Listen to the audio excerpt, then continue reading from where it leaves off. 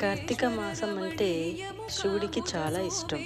అందుకని అభిషేకాలు, దీపారాధన, దాన ధర్మాలు చేస్తూ ఉంటారు. కానీ ఇవన్నిటికంటే ముఖ్యం శివుడికి ఇష్టమైనది ఏంటిదో అందరికీ తెలుసా? నిన్ను కనిపించిన నీ అమ్మా నాన్నలను ప్రతి మాసంలో ప్రతిరోజు నిత్యం వారికి ఇష్టమైనవి తెలుసుకొని వారి సంతోషానికి మీరు ముందుగా ఉండి ప్రేమతో వారికి కావలసిన సౌకర్యాలని అందించి వాళ్ళని ప్రేమగా మీరు చూడండి.